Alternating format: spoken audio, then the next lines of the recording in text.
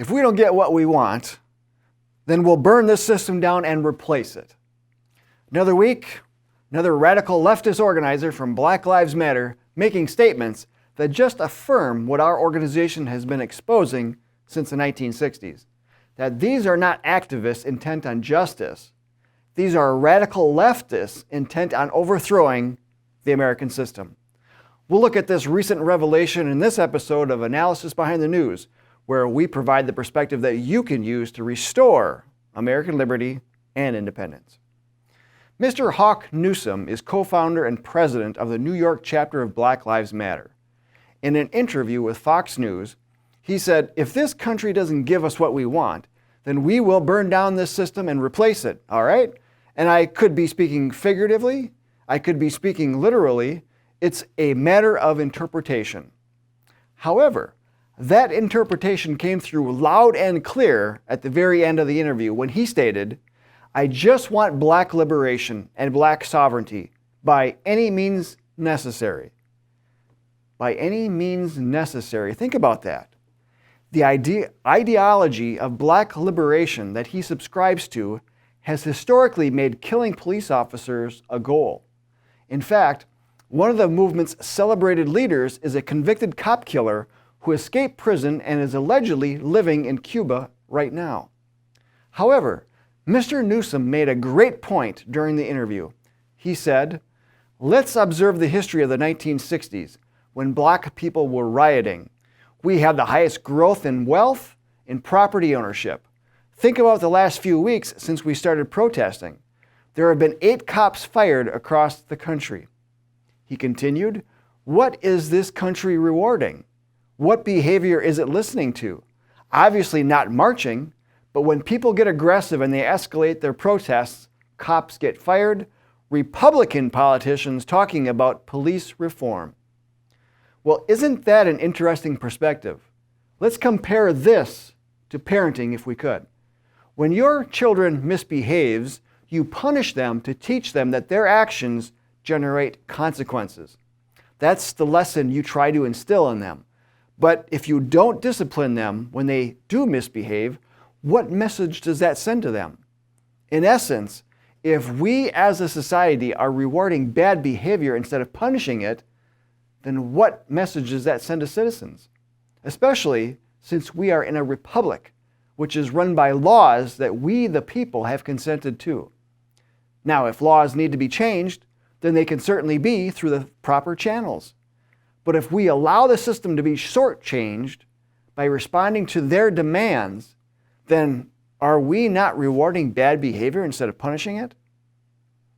"Instead of enraging, we should be engaging," said Mr. Deontay Johnson, president and founder of the Black Conservative Federation.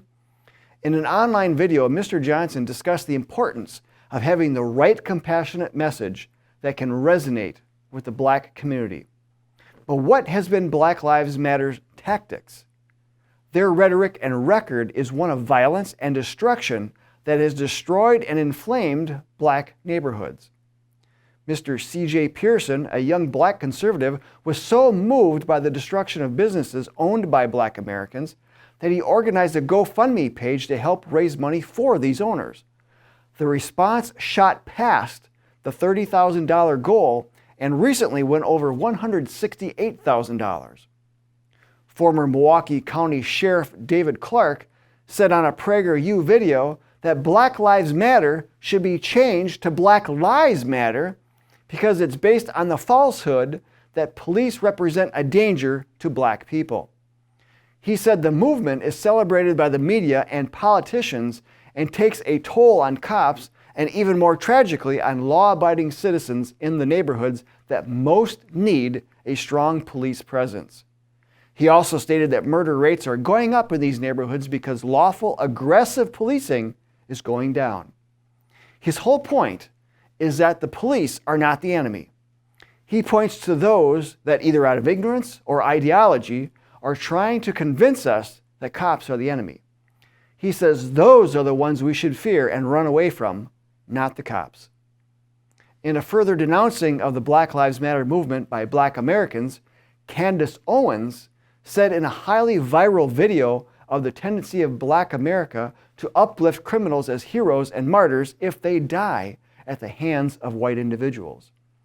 She asked in a follow-up video on a PragerU video of instances of when rioting and looting in our own neighborhoods has ever served us. She mentioned that after the 1960s riots, those law-abiding business owners who contributed to the flourishing of their cities just packed up and left, which led to those neighborhoods being economically depressed. She says this is why the inner cities in Detroit and Chicago are in such bad shape today. She asks viewers, what does Black America want from police officers? She said her idea of community is one that is built of law-abiding citizens who want to make sure they can raise their children and their families in a country that they recognize, in a country that is not run by radicals, in a country that is free of autonomous cities and states being built of radical individuals and socialists screaming and demanding justice and setting fires and rioting and looting businesses. She then goes on to describe who would be hurt if the police were defunded or abolished. She describes a leadership vacuum that would occur on the street and how quickly that would be filled by illegal elements. She also states that for years, we have heard the left plead for gun control because the police are there to protect you, they say. Yet, she says, these same people are now calling for the police to be defunded. She asks, are they merely looking to bring about total anarchy and chaos where mob rules? Well, Mr. Newsom has answered that question, hasn't he? Burn it down and replace it. We're already seeing how this is playing out in some of these areas. Some business owners and residents in the CHOP zone of Seattle are already filing lawsuits against the city as they face armed radicals extorting business owners and accosting citizens. America was not founded upon violence, but upon the very notion that each of us has God-given rights that must be protected, which is the very reason why governments are instituted throughout our country. According to the Declaration of Independence, our founders threw off tyranny to establish and protect freedom. All Americans must be vigilant regarding liberty.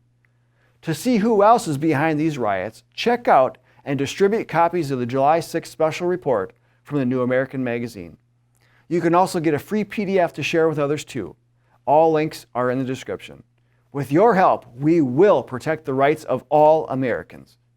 I'm Bill Hahn for the John Birch Society. Until next time, stay informed, stay active, and of course, stay safe, Patriots.